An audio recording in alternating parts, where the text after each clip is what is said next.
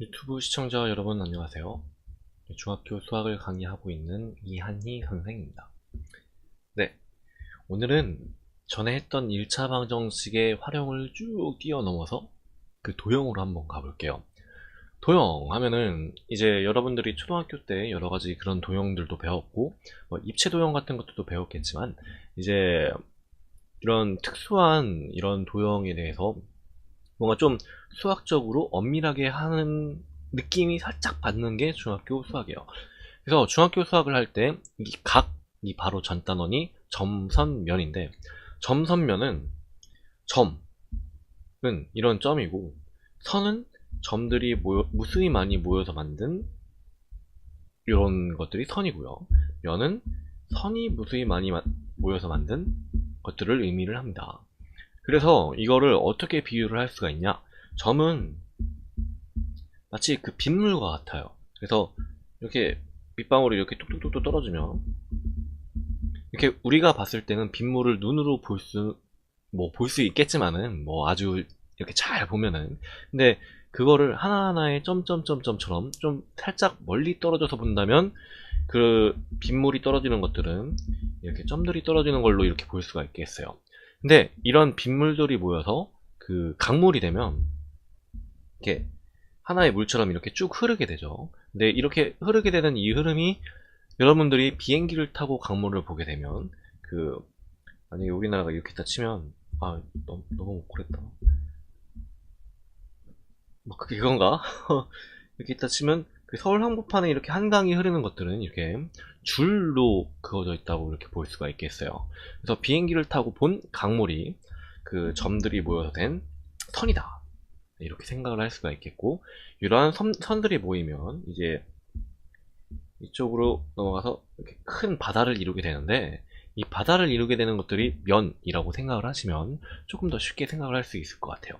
그래서 이런 것들을 점선면이라고 얘기를 하는데, 오늘은 이것들에 대한 각에 대해서 이렇게 얘기를 한번 해볼게요. 각은 좀 살짝 그 점선면과 이런 것들이 어떤 조합을 이루게 되어서 도형을 이루는데, 도형을 이루게 되는 가장 그런 기초적인 그런 모양이 되니까 여기서부터 이제 좀 집중을 하고 잘 보시면 됩니다. 각은 이렇게 어떤 이렇게 반직선이라는 것들이 있는데, 반직선은 반만 직선인 거예요. 점에서 시작을 해서 쭉 이렇게 가는, 한쪽으로만 하염없이 길어지는 이런 것들을 반직선이라고 얘기를 하는데, 반직선이 두 개가 모여서 만들어지는 도형을 각이라고 얘기를 합니다. 그래서 각 AOB다 라고 하면은 반직선 두 개로 이루어지는 도형이라고 이렇게 생각을 하시면 되고요. 표기를 하는 방법은 이제 각을 이렇게 휘어져서 이렇게 표현을 하는 방법이 있겠어요. 점으로 표기를 하는 방법, 각은 A, O, B든 B, O, A든 그렇게 크게 변함이 없을 테니까 이렇게 아무렇게나 표현을 해도 되고요. 그 다음에 이렇게 어떤 특정한 O, 각 O라고 얘기를 한다든가, 아니면 각 A라는 이름에 따로 할당을 해서 부른다든가, 이렇게 표현을 합니다. 헷갈리지 않으면 이렇게 점으로 부르기도 하고요. 각 O. 근데 이게 좀 헷갈릴 수도 있겠죠. 이렇게 반직선이 3개가 모여 있으면 각 O는 뭘까요? 라고 생각을 해보면 이건지 모르기 때문에 이런 경우에는 딱 특정하게 정해져 있는 각으로 표현을 해준다.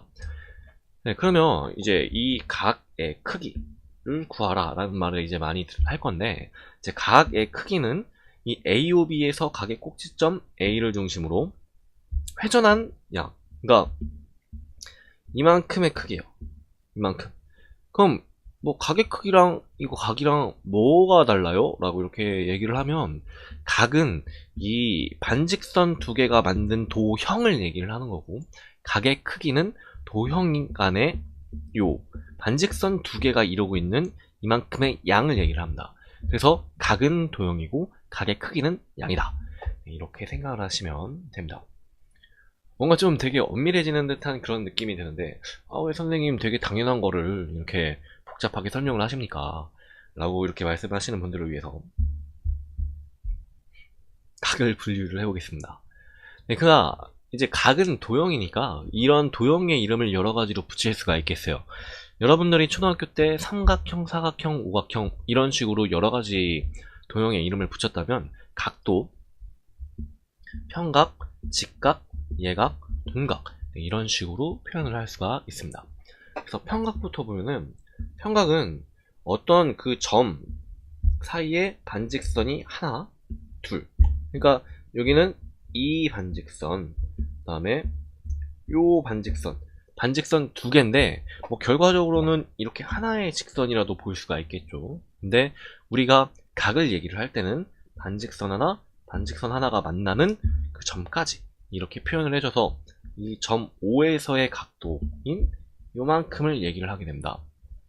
그래서 이게 두 변이 한 직선을 이룰 때 각, 이거가 이제 평각이 되겠고요. 직각은 평각의 반인데 평각의 반이니까 직각을 이룰 때는 원래 어떤 다른 색깔로 쓸게요. 어떤 두 개의 반직선이 있다라고 생각을 하면 이 한쪽이 직각일 때 나머지 한쪽도 뭐 직각이 되겠죠. 직각이 두 개 모이면 평각이다. 이렇게 표현을 할 수가 있습니다. 그 다음에 이제 예각은 그 0도보다는 크고 90도보다는 작은 각인데 이 예각이 90도에서 살짝 반직선이 안쪽으로 들어오게 되면은 이렇게 안쪽으로 들어오게 되면은 예각이라고 합니다. 거꾸로 커지게 되면은 둔각이라고 얘기를 하고요. 근데 이렇게 표현하는 것들이 그렇게 생각보다 이렇게 어렵지는 않을 거예요. 예각, 둔각, 평각, 직각이 있다. 네, 이렇게 생각할 수 있고요. 그 다음에 맞꼭지각이라는 걸 하는데 맞꼭지각 해서 마주 꼭지를 맞대고 있는 거 이런 거라서 서로 마주보는 각이라고 얘기를 하는데 여러분들이 이렇게 삼각형의 꼭지점이라고 얘기를 하잖아요. 이렇게 점. 그래서 꼭지점이라는 거는 이렇게 딱 뾰족하게 튀어나와 있는 이런 부분들을 얘기를 하는데 여기 있는 맞꼭지각은 이렇게 튀어나와 있는 부분이 마주치게 되는 요 부분에 대한 각도를 얘기를 합니다. 근데 맞꼭지각은 각도를 얘기를 하니까 두 개가 생기겠죠. 이렇게 이쪽 하나, 그 다음에 이쪽 하나 이렇게 생겨서 맞꼭지각은 여기 나와 있는 이 두 개를 의미하는데 이제 여러분들이 여기서 잠깐 주의를 해야 될 게 마주보는 각도가 다 맞꼭지각은 아니에요. 이게 여러분들이 뭔가 맨 처음에 시작할 때 그 개념을 도입하는 데 있어서 뭔가 우리의 일상적인 말로 바꿔서 이해를 하는 건 좋은데 그 이해를 하고 이해를 하게 되는 시작점에서 그 개념으로 들어갈 때는 살짝 엄밀하게 생각을 할 필요가 있어요. 그래서 마주보는 각으로 이제 여러분들이 도입을 한 다음에 여기 있는 맞꼭지각에 대한 엄밀한 정의를 보면 두 직선이 한 점에서 만날 때 서로 마주보는 각. 그러니까 다시 얘기하면은 여기서 요 직선이 이게 반듯한 직선이어야 된다는 얘기입니다. 그러면 반듯하지 않을 때 뭐 이런 경우 이렇게 뭐 하나는 직선이고 요거는 반듯하지 않다고 치자고요.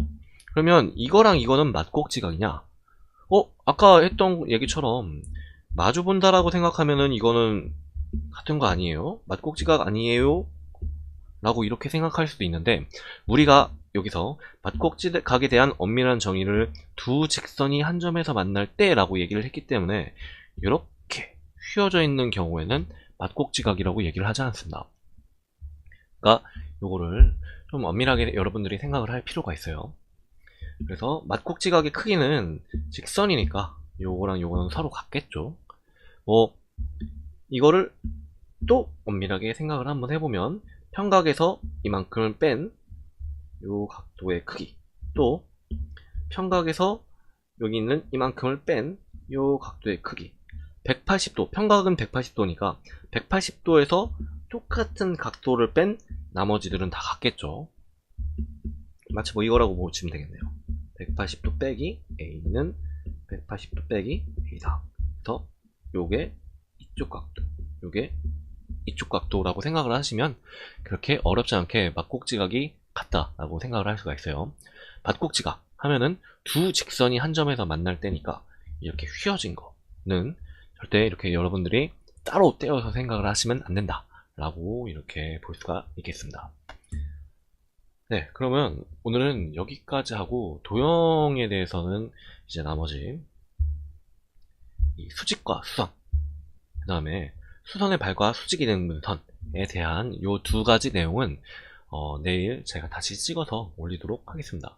한 번에 찍어서 올려서 가는 게 좀 좋을 수도 있겠는데, 여러분들의 집중력은 10분이 한계이기 때문에 그건 여러분들도 잘 알고 있죠. 그래서 내일 다시 찍어서 올리도록 하겠습니다. 네, 오늘도 이 영상을 보시느라 고생이 많으셨습니다. 네, 여러분 수고하셨습니다.